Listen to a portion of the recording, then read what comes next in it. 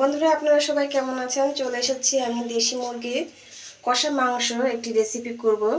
আমি মাংসটি কেটে ধুয়ে পরিষ্কার করে রেখেছি বন্ধুরা, দেখুন এভাবে কেটে ধুয়ে রেখে দিয়েছি।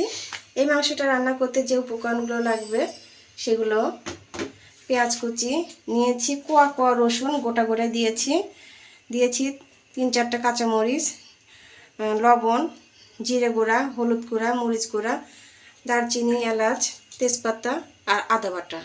আমি রান্নাটা শুরু করছি। দেখুন বন্ধুরা, তেল দিয়ে দিয়েছি কড়াইতে। প্রথমত দিয়ে দিব তেজপাতা, ফল, দারচিনি। দেখুন এটা ভাজা হয়ে গেছে। দিয়ে দিচ্ছি 1 মুঠো পেঁয়াজ কুচি,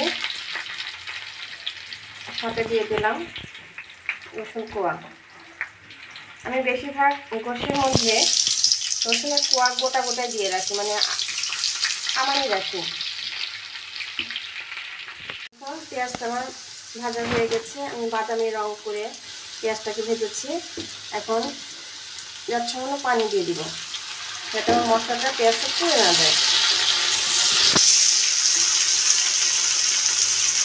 এখন যে মশলাগুলো রেখেছিলাম এগুলো সব দিয়ে দিব।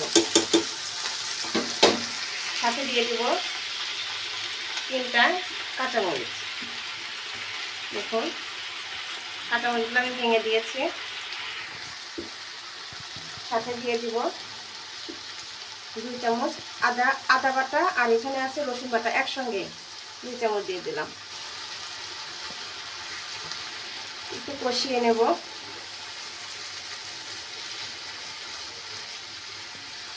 সাথে দিয়ে দিব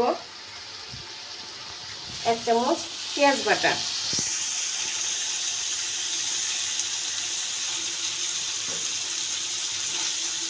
অল্প পানি দিয়ে কষিয়ে নিব ভালোভাবে। দেখুন আমার মশলাটা কত সুন্দরভাবে কষিয়ে উঠেছে, তেলটা উপরে উঠেছে। এখন আমি দেশি মুরগিটা বসে দিয়ে দিব।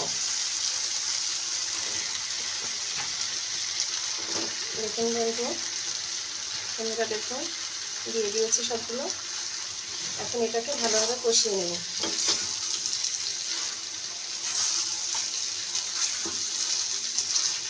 এভাবে কষাতে থাকবো আমি 15-20 মিনিট। দেখুন আমার মাংসটা কষানো হয়ে গেছে। দেখতে পাচ্ছেন বন্ধুরা কতটা দেখতে সুন্দর হয়েছে, তা আপনারাই আমাদেরকে জানাবেন। দেখুন এভাবেই দেশি মুরগি আমি কষিয়ে রান্না করতে থাকি।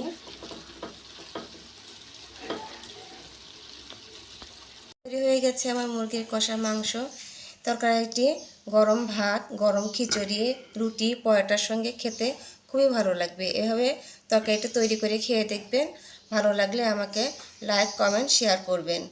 আর চ্যানেলটিকে ফলো করে সাবস্ক্রাইব করে দিবেন। ধন্যবাদ।